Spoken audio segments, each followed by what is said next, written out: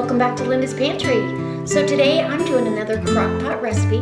This is also an entry to that crock pot contest. I decided I really wanted to do this chili because it's also one of our favorites, and I haven't done it for you, so I'm bringing you along for it. It's going to be a delicious chili recipe done with pork instead of beef or venison. And so if this does inspire you to stay, go down and check all the links in that show more box below. Maybe go visit my Facebook page, hit like over there, go visit Wild Tree, and as always guys, I hope I see you next time. If you're not a subscriber, go ahead and hit that subscribe button. All right, let's go make a delicious crock pot chili that is a little bit. So what we have for ingredients here is I've got a pork shoulder roast. It's just a small one, about 3.5 pounds, 4 pounds.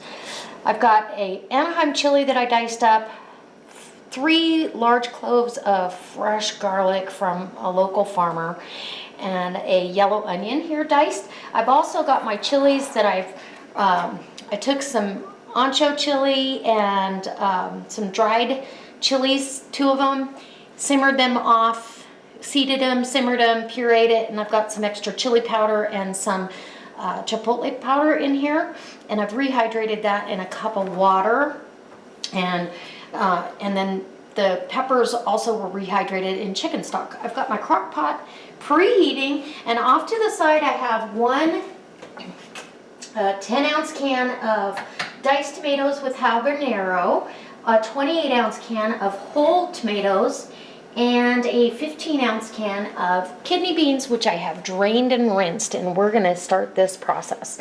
So I'm gonna get the liquid ingredients and the chopped veggies and stuff in the crock pot right now. So as you can see, I'm working on this roast, and it has quite a bit of fat. You want the marbling in the meat, like this piece of meat here. You can see the marbling all the way through it, but you don't want this excess hunks of fat.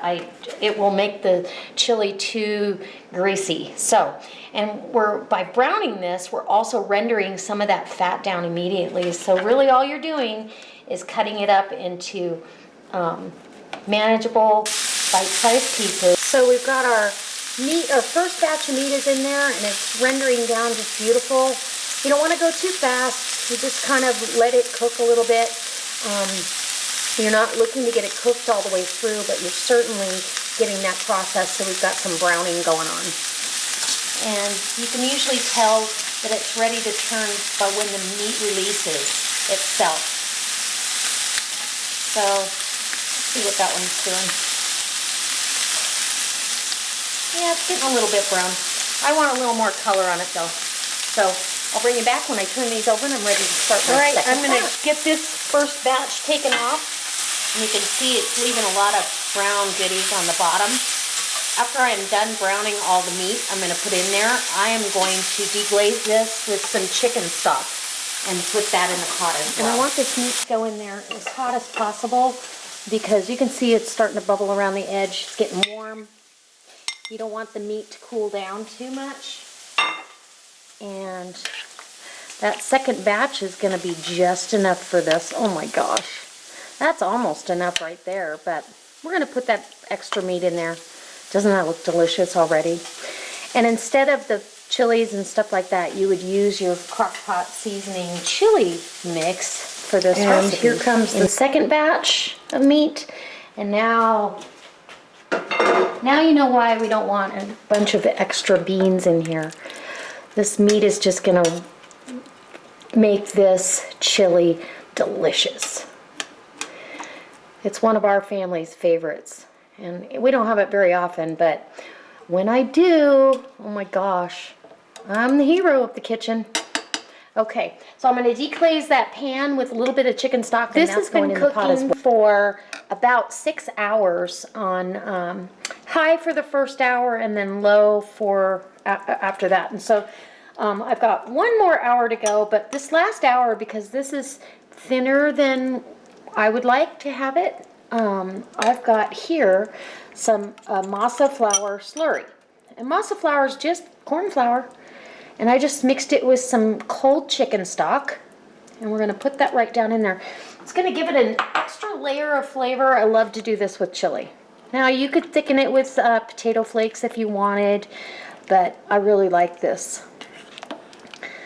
And we're gonna put the lid back on, put it down to low. Oh, look, it's already thickening up, and just looks delicious. And it's gonna be even better tomorrow. So I'm gonna put the lid back on, and I'll be back when I serve this up. All right, so now that our chili has thickened and that raw flour taste is out of the masa flour, I'm gonna dish up a bowl. And you guys, oh, it smells divine. Like that whole tomato in there. And a beautiful piece of that pork shoulder. Oh, it just makes this taste amazing. This is one of my family's favorite chilies. Clean up my plate. And then I'm gonna put a little dollop of sour cream and I've got some grass-fed white cheddar here. And you could use a Mexican cheese if you want, but I enjoy this very much, the sharp cheddar. And you see it melting down there. A little dollop of sour cream right in the center. And maybe a little more cheese. And then we want some green onion, just a little bit on top for garnish. And there you have it. There's a beautiful bowl of chili. So let me get a picture and I'll be right back for a taste test. So it's got to cool down a little bit. All right, let's give this a taste. I think it's cool enough that I can actually manage a bite. Oh, a little bit of that sour cream and onion, and a big piece of the meat with the sauce here. Oh, and a bean. Got a kidney bean right there. Doesn't that look good? Mmm.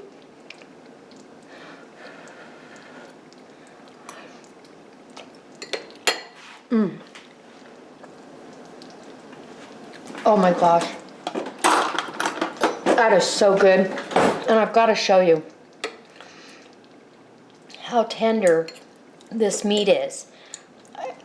It's just fall apart tender, but it's still got some texture to it. I mean, you can cut it apart with your spoon. It's absolutely perfect.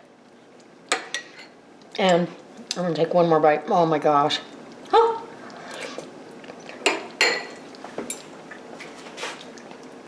Outstanding. By far my favorite chili.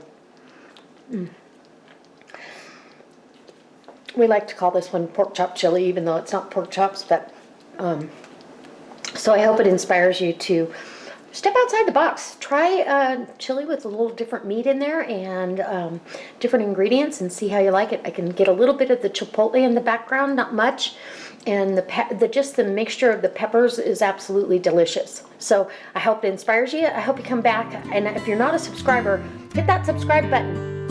All right, guys, I'll see you next time. God bless.